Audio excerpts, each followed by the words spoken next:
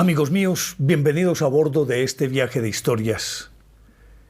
Y hoy los invito para que se embarquen conmigo en esta aventura que no tiene ninguna explicación, que es realmente un gran misterio. Y que por más que ha tratado de solucionarse al influjo de lo que les decía en el capítulo anterior, de disturbios magnéticos, de trombas de agua, de todo este tipo de cosas, no hay una explicación alrededor de esto. Y hablo del más paradigmático, del más típico, del más importante, el que cambió la historia. Estoy hablando del vuelo 19. Y obviamente que el escenario es el Triángulo de las Bermudas. Antes de esta aventura del vuelo 19, a ese sitio se le conocía como el Cementerio del Atlántico. Pero realmente adquirió carta de ciudadanía como Triángulo de las Bermudas a partir de este acontecimiento. Este nombre del Triángulo de las Bermudas vino un poco después. Eso fue como en 1950 que hablaron de este sitio por primera vez como el Triángulo de las Bermudas. Pero resulta que es que llegó a acuñarse en ese momento por una razón muy elemental. Porque entre el vuelo 19 o del vuelo 19 en adelante, se dio una oleada de desapariciones de aviones y de barcos que abarcó más o menos unos 5 años, una pausa de 2, 3 y volvió y se repitió la ola de otras tantas desapariciones. Este caso ocurrió el 5 de diciembre de 1945. Seguramente ustedes conocen esta historia y yo la estoy contando también a petición de algunos amigos que forman parte de esta familia de Néstor Armando Alzate y Lógico y me han pedido insistentemente que hable sobre esto. Voy a contar este caso, posteriormente pues hablaremos de otros, pero ya será en el tiempo, alargando un poquitito.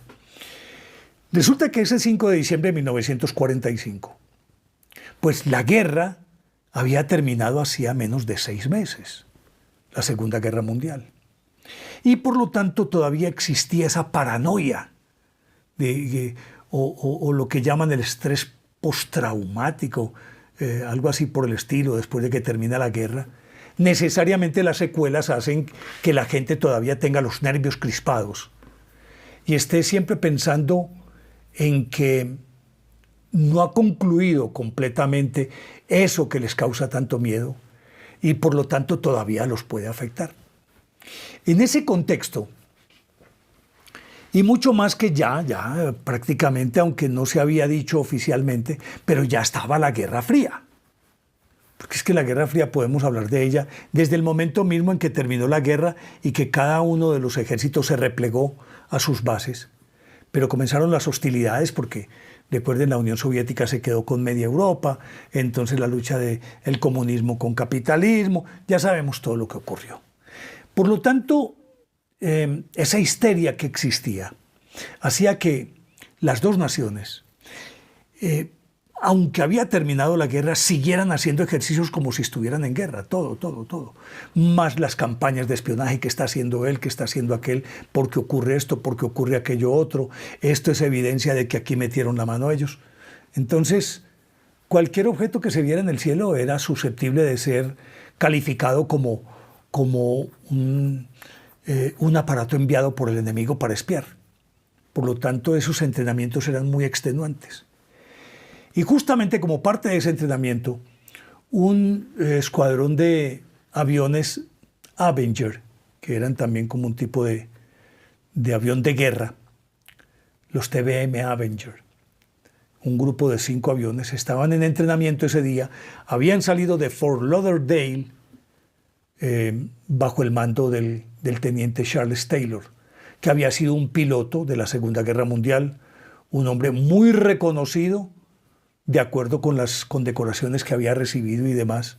Y ahora era un instructor. Pues él salió con los pilotos en los otros aviones, 4 aviones más. Y él iba pues al mando. Tenían que meterse pues ahí como en ese corredor del Caribe, que era un buen escenario para hacer ciertos ejercicios de ataque, de defensa y demás. Y había salido de Fort Lauderdale y se adentró en el mar. Cuando ya se suponía que expiraba el tiempo para el ejercicio, que debían retornar a la base, pues hacen el giro, supuestamente se devuelven, y en ese momento se comunica con la torre de control y dice que todo va bien, que van de regreso. Pero unos minutos más tarde, al parecer, los instrumentos de navegación se enloquecieron completamente. Y no solamente en el avión del del teniente Charles Taylor, sino de los otros 4. Es decir, toda la flotilla quedó desorientada. En esas condiciones regularmente es cuando emerge el liderazgo de quien comanda y que es a la postre el que debe salvar toda la situación. Pero al parecer, el teniente Taylor no estaba en su mejor momento psicológico por una parte, pero por la otra, parece que agentes externos le crearon más inseguridad, más nerviosismo. Y entonces al comunicarse con la base, le dice él, los instrumentos están locos, no sabemos qué está pasando, no sabemos en dónde estamos desorientados, ¿qué hacemos? Y los otros 4 le replicaban, ¿qué hacemos, teniente? Pues al comandante y a la torre o al centro de mando con el que se comunicaban le decían, ¿qué hacemos?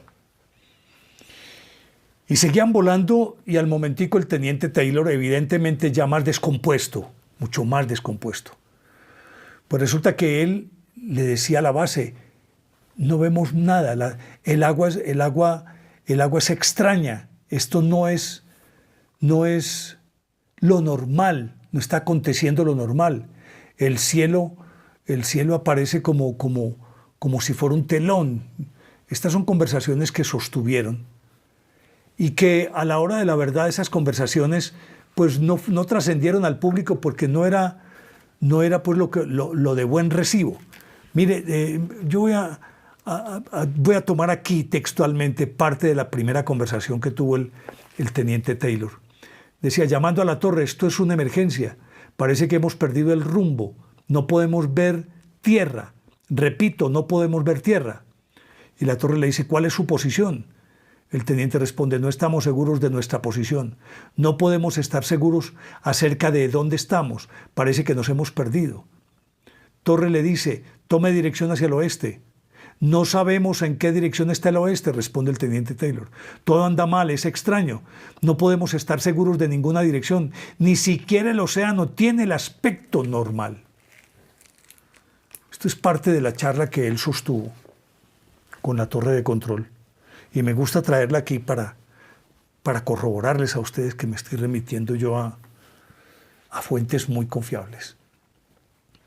Y más adelante él volvía a llamar a la torre y en la torre le decían, teniente, ¿qué necesita? Dice, que me orienten, estamos perdidos, completamente perdidos. Y de pronto empieza a disvariar y empieza a decir, hey, yo no los había visto, ¿de dónde aparecieron? Dios mío, ¿qué es esto? Y cosas por el estilo que en un momento dado ya no formaban parte de un discurso coherente, de un mensaje coherente, sino que disvariaba y metía unas cosas con otras. Y evidentemente él había perdido, digámoslo, el juicio en ese momento. Y los otros también, en una digámoslo, algarabía, pues que todos metían la voz ahí, como que trataban de introducirse para opinar, y todos se enloquecieron. Se enloquecieron. Cuando eso ocurrió, entonces, inmediatamente sonaron todas las alertas para que salieran en su ayuda, porque llegó un momento en que el teniente Taylor dijo por última vez, Dios mío, Dios mío, Dios mío.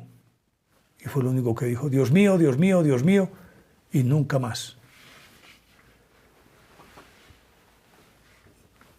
Inmediatamente se activan todas las alarmas Se conformó un escuadrón de búsqueda.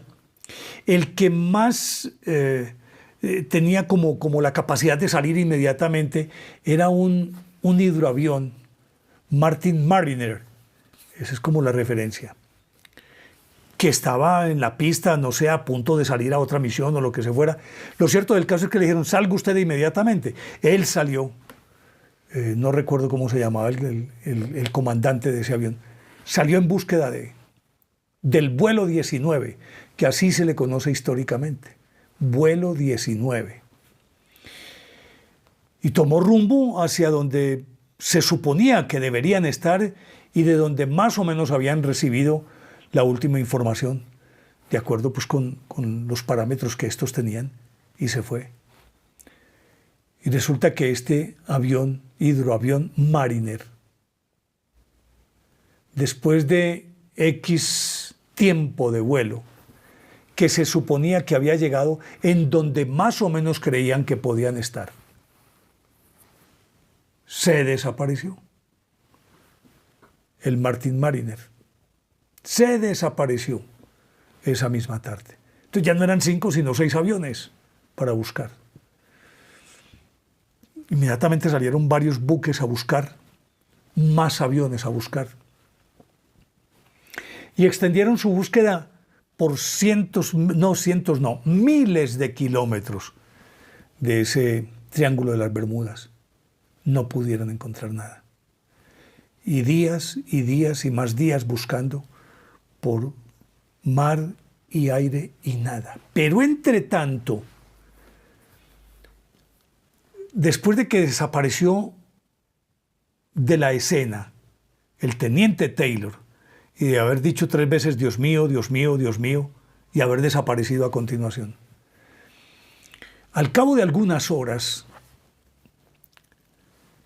en unas bases de la Fuerza Aérea Norteamericana, ubicadas ya tierra adentro, en el continente, en el país, inclusive una que estaba en Terranova, escuchaban los pedidos de auxilio del teniente Taylor. Él como que repetía SOS o Mayday o ayúdennos, ¿dónde estamos? Y seguía como con ese discurso incoherente. Pasado el momento, al otro día, en Terranova se llegó a escuchar un pedido de auxilio, ya muy débil, como 5 o 6 días después, cuando toda la búsqueda todavía estaban en plena búsqueda. Y se escuchaba el pedido de auxilio en una base en Terranova. Terranova, arriba, casi que en el Polo Norte, pues mejor dicho, arriba. Y estamos hablando del Caribe, del triángulo, entre Bermudas, Puerto Rico y Miami. En esa área de ahí fue donde se perdieron. ¿Y cómo se oían 5 días después pedidos de auxilio en Terranova? A miles de kilómetros. Pues eso lo llevó a uno a pensar que por qué se oía allá y en otros que estaban más cercanos, inclusive en Fort Lauderdale y en otras bases más cercanas, ¿por qué no se oía este llamado? ¿Tendría algo que ver con este cuento del magnetismo? ¿De los disturbios magnéticos? No sé. Lo cierto es que el vuelo 19 desapareció. Nunca se supo más de ellos. No se encontró ni una pequeña mancha de aceite, nada que flotara en el mar. Hubo buzos, submarinos, todos en una febril búsqueda de esta flotilla, porque lógicamente surgía la especulación de que pudieron haber sido derribados por un submarino. En esos días se hablaba mucho de que había submarinos soviéticos merodeando en el Caribe. Y parte de esos entrenamientos era justamente para enfrentar circunstancialmente a cualquier submarino que pudiera estar en el área. Por lo tanto, si existía esa paranoia de de buques enemigos en aguas del Caribe, era lógico que hubiera submarinos también estadounidenses patrullando esa zona. Pues todos esos submarinos se dedicaron a la búsqueda porque, como decíamos, esta especulación indicaba que podría ser una maniobra del enemigo, pero no había forma de comprobarlo. Entonces lo buscaron y lo buscaron y lo buscaron y lo buscaron y nunca pudieron encontrar nada. A partir de esta desaparición de los Avenger del vuelo 19, realmente fue que se puso en escena o adquirió celebridad, por decirlo de alguna manera, el Triángulo de las Bermudas. Y de ahí, de ese año, del 45 en adelante, hubo unos picos de hundimientos y desapariciones que se cuentan, se hablan de más de 50, 100, entre aviones y buques. Particularmente entre el 74 y el 75 hubo desapariciones como de 10 barcos y de varios aviones. Pero fue a partir de ese momento que se supo, bueno, no digamos lo que oficialmente, sino popularmente, que el Triángulo de las Bermudas era un sitio diabólico, se decía en esa época. Ya por eso puse de presente en principio las características y las cosas que se han dicho y aquellas que se han comprobado físicamente o que forman parte pues de la ciencia, que ya se sabe que no es una cuestión sobrenatural, pero hay otras que son definitivamente inexplicables, que no caben en ninguna lógica. Y el vuelo 19 es el más representativo de todas las desapariciones del Triángulo de las Bermudas, porque incluye además el Martin Mariner, el hidroavión que fue a buscarlos en primera instancia y también se desapareció. Hay una versión sin confirmar que uno de los buques que salieron esa misma noche a buscar los Avenger también desapareció. Pero dicen algunos estudiosos de este fenómeno que para el gobierno de los Estados Unidos era muy complicado aceptar que se le habían perdido 5 aviones, se había perdido uno que fue a buscarlo y que luego se les había perdido un buque, que al parecer dejaron eso quietecito y callado. No sé qué tan cierto sea, no lo puedo afirmar, lo he leído en varias versiones distintas. No sé si pudo ser o no.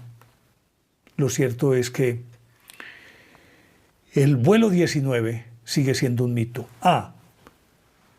Para finalizar, llegó un momento en que dijeron, se solucionó el misterio, porque en 1991 encontraron varios Avenger en una parte del fondo de ese Triángulo de las Bermudas. Unos buzos estaban no sé qué, haciendo no sé qué investigaciones, y encontraron varios aviones Avenger. Y dijeron, se solucionó el problema. En principio dijeron, se aclaró el misterio. El vuelo 19 realmente sí sucedió, pero es decir, cayeron al mar.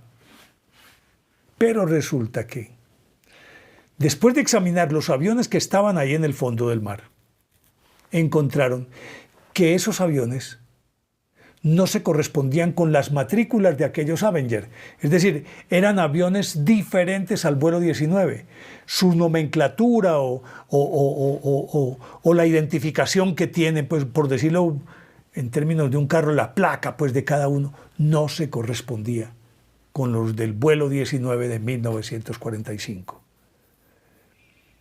Historia extraña y que no tiene ninguna explicación. Por donde se mire no tiene ninguna explicación.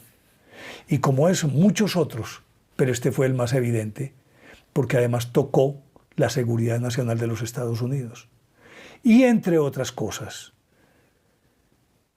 regularmente en las desapariciones, aunque desaparecen barcos mercantes, no existe una predilección porque transporten X o Y tipo de productos. No. Cuando se hace la estadística, la mayor cantidad de buques y aviones desaparecidos en el Triángulo de las Bermudas son militares o tienen que ver con el ejército, con la Marina de los Estados Unidos. La mayoría. De pasajeros sí, claro, pero la mayoría tienen que ver con aviones de la Marina con barcos de la Marina norteamericana o de la Fuerza Aérea norteamericana, estadounidense. Son los que más desaparecen estadísticamente. Pero hay unos casos que son increíbles. De ellos hablaremos más adelante. Por ahora dejémoslo aquí de este tamaño, porque este vuelo 19 sigue causando mucho estupor y sigue obviamente alimentando la imaginería popular y los mitos de toda índole, incluido el que pudieron haber sido raptados por extraterrestres. Pero dejémoslo ahí. Y les dejo también la inquietud. ¿Les parece lógico o ilógico lo que les he contado? Ustedes son los que deciden y nos encontramos en una próxima oportunidad. Chao.